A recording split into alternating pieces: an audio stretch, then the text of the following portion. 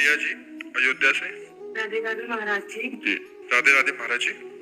महाराज जी मैं पुलिस में कार्यरत हूँ। महाराज जी जीवन में बहुत अधिक उतार चढ़ाव आ रहे हैं। चुनौतियों का सामना करने के लिए आंतरिक मजबूती मैं कैसे लाऊं? खुद को भगवत मार्ग पे प्रारंभ करना चाहती हूँ। हाँ, नाम जप में, नाम जप बल है। जितना नाम जप करोगे उतना बलवान हो जाओगी।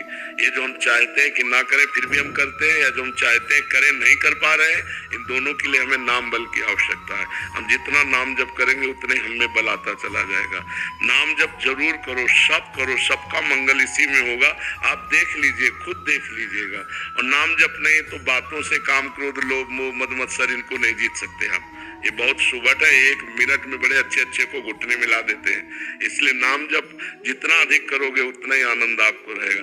देखो नाम जप का कितना बड़ा बल होता है।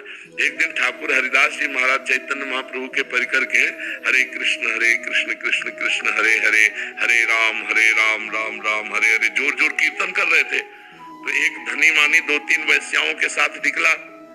तो धनी मानी ने कहा कि देखो ये महात्मा कितने निष्ठावान है, नाम जप कर रहे हैं।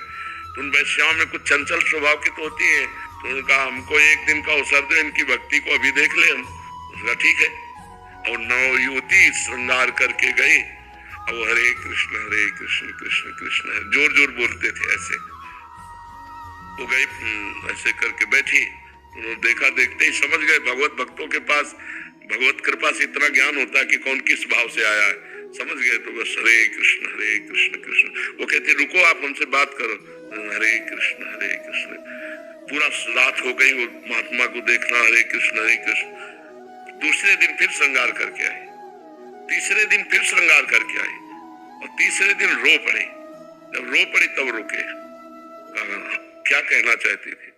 बोले अब तो सब बह गया। 3 दिन से कीर्तन सुन रही हूँ, मैंने ऐसा निश्चय किया था कि आपको भ्रष्ट कर दूंगी, लेकिन आज मुझे इतना पश्चाताप हो रहा कि आप जैसे निर्मल महात्मा के प्रति दोष दृष्टि, भगवान मेरा उद्धार कैसे होगा? मैं नीच वैश्या हूँ। तो उनका हरे कृष्ण बोलो, इसी से तुम्हारा भी उद्धार हो। वो उसी दिन से परम भागवत बन गई।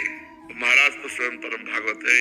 नाम का बल देखो, एकांत स्थान, और वो आई है सहयोग काम का लेकर के भ्रष्ट करने के लिए।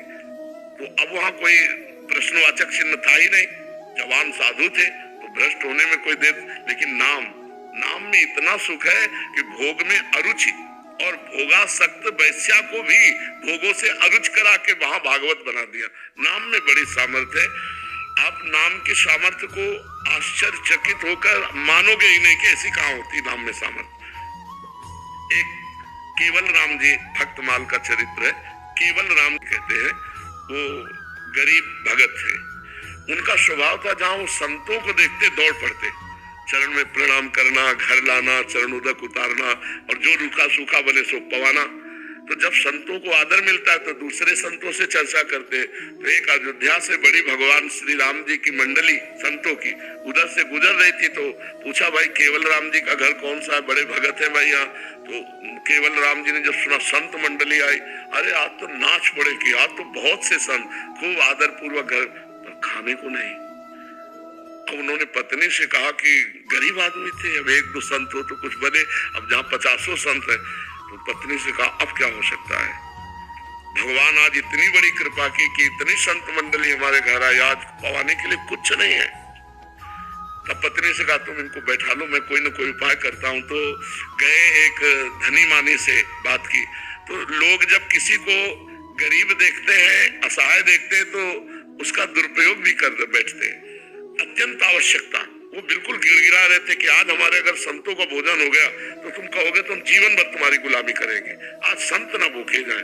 तो उनका हमारे एक कुआं खोदवाना है, आप पति पत्नी कुआं खोद देना और हम जो कहोगे संतों को पवा देंगे। तो घी, दाल, आटा सब संतों के लिए ले गए और खूब चक पवाया। जब संत चले गए तब उन्होंने कहा तो मिट्टी, उस समय 60 हाथ 70 हाथ खोदना तब कुआं खुद पाता था। अब वो दोनों राम फावड़ा मारते, वो तसला में रखती राम, और उठा के ले पति पत्नी दोनों भगत राम राम राम राम कहते हुए 40 हाथ खोद लिए। अब जे भी नीचे वो खोद रहे थे, ऊपर वो रस्सी से मिट्टी खींच रही थी, तो जो बालू वाली मिट्टी थी वो ऐसे धंस गई, पूरा कुआं बैठ गया। अब उनके बचने की तो कोई संभावना ही नहीं केवल राम जी की। लेकिन देखो संत सेवा और भगवान नाम का प्रभाव। अब पत्नी बहुत व्याकुल, तो सेठ घबरा गया। उसने कहा उस समय के हिसाब से कि हम आपको पूरे जीवन का खर्चा देंगे, आप मतलब विकल मत हुई, और देखो हमारा तो कोई दोष है नहीं, आपने कहा था, और अब कुआं में दब गए तो इसमें हमारा क्या। राजी करके पत्नी को कुछ संपत्ति खान पान दे करके निपटा दिया, और वो मिट्टी बराबर कर दी गई। 1 महीना बाद वहां से राजा का दल निकला, तो राजा के कान में सुनाई पड़ा राम राम राम। तो इतना आर्त भाव था कि वो तत्काल चकित हुए, मंत्री से कहा यहाँ ये आवाज कहाँ से आ रही। तो उस आवाज को खोजा गया, तो वहां जहाँ कुआं था ना, वहां से आवाज आ रही थी। बोले राम राम राम राम, आवाज जो। बोले यहाँ से आ रही महाराज। पूछा यहाँ क्या हुआ था। बोले 1 महीना पहले केवल राम जी थे, बड़े भगत थे, वो सेठ के कहने से कुआं खोद रहे थे, तो मिट्टी धस गई, तो इसी में मर गए, तो हमें लगता उनकी प्रेत आत्मा है, वो राम राम कहती। बोले नहीं, खुदवाओ इसको। अब वो राजा थे, राज सैनिकों के द्वारा देर न लगी, 1 दिन में खोद लिया गया।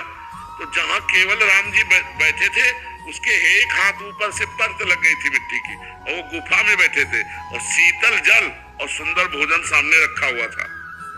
1 महीना तक रोज भोजन, रोज पानी और रोज ऑक्सीजन भगवान दे रहे थे।